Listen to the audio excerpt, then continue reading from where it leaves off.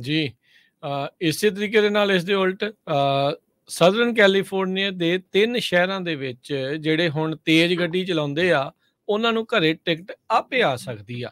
Speeding tickets ਦੇਣ ਦੇ ਲਈ ਰੋਡ ਸਾਈਡ ਕੈਮਰਾਜ਼ ਇੰਸਟਾਲੇਸ਼ਨ ਦੀ ਮਨਜ਼ੂਰੀ ਜਿਹੜੀ ਆ ਉਹ ਮਿਲ ਚੁੱਕੀ ਆ। AB 465 ਬਿੱਲ ਨੂੰ ਗਵਰਨਰ ਨਿਊਸਮ ਨੇ ਇਸ ਵੀਕਐਂਡ ਦੇ ਉੱਤੇ ਸਾਈਨ ਕਰ ਦਿੱਤਾ ਸੀਗਾ। ਗਲੈਂਡੇਲ ਦੇ ਜਿਹੜੇ ਅਸੈਂਬਲੀ ਮੈਂਬਰ ਲੌਰਾ ਫਰਾਈਡਮੈਨ, ਉਹਨਾਂ ਨੇ ਇਸ ਨੂੰ ਲਿਆਂਦਾ ਸੀ। ਕਹਿੰਦੇ ਵੀ ਇਸ ਦੇ ਨਾਲ ਜਿਹੜੇ ਸਪੀਡ ਕੈਮਰਾਜ਼ ਆ ਉਸ ਨੂੰ ਹੁਣ ਲੀਗਲ ਕਰ ਦਿੱਤਾ ਗਿਆ ਹੈ। ਪਹਿਲੀ ਵਾਰ ਸੂਬੇ ਦੇ ਵਿੱਚ 6 ਸਿਟੀ ਪਾਇਲਟ ਪ੍ਰੋਗਰਾਮ ਹੋਊਗਾ, ਜਿਸ ਵਿੱਚ ਲਾਸ ਐਂਜਲਸ, ਲੌਂਗ ਬੀਚ, ਗਲੈਂਡੇਲ ਇਹਨਾਂ ਦੇ ਵਿੱਚ ਜਿਹੜੇ ਕੈਮਰਾਜ਼ ਆ ਉਹ ਇੰਸਟਾਲ ਕੀਤੇ ਜਾਣਗੇ, ਜਿਸ ਦੇ ਵਿੱਚ ਮਿਨੀਮਮ ਫਾਈਨ $50 ਜਿਹੜਾ ਉਹ ਹੋਊਗਾ ਜੇ 11 ਮੀਲ ਤੱਕ ਤੁਸੀਂ ਪੋਸਟਡ ਸਪੀਡ ਲਿਮਿਟ ਤੋਂ ਉੱਤੇ ਆ।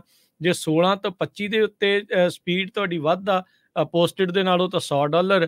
ਕੋਈ ਵੀ 100 ਮੀਲ ਤੋਂ ਉੱਤੇ ਜਿਹੜਾ ਵੀ ਕੋਈ ਵੀ ਚਲਾ ਰਿਹਾ ਉਹਨੂੰ $500 ਦਾ ਜਿਹੜਾ ਉਹ ਜੁਰਮਾਨਾ ਹੋਊਗਾ।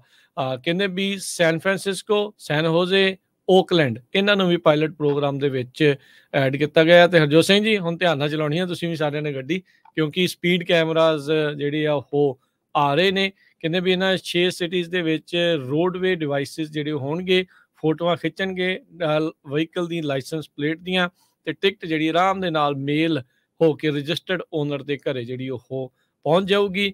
ਜੇ ਹੁਣ ਤੁਸੀਂ ਕਿਸੇ ਨੂੰ ਗੱਡੀ ਭਾਈ ਦਿੰਦੇ ਵੀ ਆ ਚਲਾਉਣ ਦੇ ਲਈ ਵੀ, ਉਹਨੂੰ ਵੀ ਭਾਈ ਕਹਿ ਦਿਓ ਹੌਲੀ ਚਲਾਇਆ, ਨਹੀਂ ਤਾਂ ਭਾਈ ਟਿਕਟ ਭਰਨੀ ਜਿਹੜੀ ਉਹ ਪੈ ਸਕਦੀ ਆ। ਸੋ ਇਹ ਨਵਾਂ ਬਿੱਲ ਪਾਸ ਹੋਇਆ। ਇੱਕ ਟਾਈਮ ਦੇ ਉੱਤੇ ਇਲੀਗਲ ਸੀਗੇ ਇੱਦਾਂ ਸਪੀਡ ਕੈਮਰਾਜ਼, ਪਰ ਇਹਨਾਂ ਨੂੰ ਇਸ ਬਿੱਲ ਨੇ, ਇਸ ਕਾਨੂੰਨ ਨੇ ਜਿਹੜਾ ਲੀਗਲ ਹੁਣ ਕਰ ਦਿੱਤਾ ਹੈਗਾ ਆ। ਯੂਰਪ ਦੇ ਵਿੱਚ ਇੱਦਾਂ ਦੇ ਬਹੁਤ ਸਾਰੇ ਸਪੀਡ ਕੈਮਰਾਜ਼, UK ਵਾਲੇ ਬੜੇ ਪਰੇਸ਼ਾਨ ਰਹਿੰਦੇ ਆ, ਤੇ ਇਹ ਕੁਛ ਹੁਣ ਆਪਣੇ ਕੈਲੀਫੋਰਨੀਆ 'ਚ ਵੀ ਆ ਰਿਹਾ ਆ। ਜੀ, ਕੈਲੀਫੋਰਨੀਆ ਦੇ ਵਿੱਚ ਜਿਹੜੇ ਲੋਕ ਰਹਿੰਦੇ ਆ ਉਹਨਾਂ ਨੇ ਦੇਖਿਆ ਹੋਣਾ ਵੀ ਹੁਣ ਪਿਛਲੇ ਕੁਝ ਮਹੀਨਿਆਂ ਤੋਂ ਘਰਾਂ ਦੀ ਇੰਸ਼ੋਰੈਂਸ, ਕਾਰਾਂ ਦੀ ਇੰਸ਼ੋਰੈਂਸ ਲੈਣੀ ਵੀ ਇੱਕ ਤਰ੍ਹਾਂ ਇਹ ਆ ਵੀ ਬੰਦੇ ਨੇ ਜਿੱਦਾਂ ਸੋਨਾ ਖਰੀਦਣਾ ਹੋਵੇ, ਬਹੁਤ ਜ਼ਿਆਦਾ ਜਿਹੜੇ ਰੇਟ ਆ ਉਹ ਇਨਕਰੀਜ਼ ਹੋ ਗਏ। ਮੇਜਰ ਇੰਸ਼ੋਰੈਂਸ ਕੰਪਨੀਆਂ ਕੈਲੀਫੋਰਨੀਆ ਨੂੰ ਛੱਡ ਚੁੱਕੀਆਂ ਆ। ਉਹ ਨਵੇਂ ਬਿਜ਼ਨਸ ਨਹੀਂ ਲਿਖ ਰਹੀਆਂ, ਬਲਕਿ ਜਿਹੜਾ ਉਹਨਾਂ ਦਾ ਐਗਜ਼ਿਸਟਿੰਗ ਬਿਜ਼ਨਸ ਆ ਉਹਨੂੰ ਵੀ ਨੌਨ ਰਿਨਿਊ ਕਰ ਰਹੀਆਂ ਹੈਗੀਆਂ। ਅੱਜ ਕੈਲੀਫੋਰਨੀਆ ਡਿਪਾਰਟਮੈਂਟ ਆਫ ਇੰਸ਼ੋਰੈਂਸ ਨੇ ਇਹ ਕਿਹਾ ਵੀ ਜਿਹੜੇ ਨਵੇਂ ਹੁਣ ਲੋਕਾਂ ਦੇ ਰਿਨਿਊਅਲ ਬਿੱਲ ਆਣੇ ਆ ਉਹ 20 ਤੋਂ 30% ਤੱਕ ਅਪ ਹੋਣਗੇ। ਬਹੁਤ ਸਾਰੀਆਂ ਇੰਸ਼ੋਰੈਂਸ ਕੰਪਨੀ ਜਿਨ੍ਹਾਂ State Farm, Farmers, AAA, Liberty Mutual, Mercury, Allstate, USA, Auto Club, Travelers, American Family, Nationwide ਤੇ ਸ਼ਬ, ਇਹਨਾਂ ਸਾਰਿਆਂ ਨੇ 3 ਤੋਂ ਲੈ ਕੇ 40% ਤੱਕ ਰੇਟ ਇਨਕਰੀਜ਼ ਕਰਨ ਦੀ ਫਾਈਲਿੰਗ ਕੀਤੀ ਸੀ। ਪਰ ਮੈਂ ਦੇਖ ਰਿਹਾ ਵੀ ਬਹੁਤ ਸਾਰੇ ਲੋਕਾਂ ਦੇ ਰੇਟ 250-250% ਵੱਧ ਰਹੇ ਹੈਗੇ ਆ।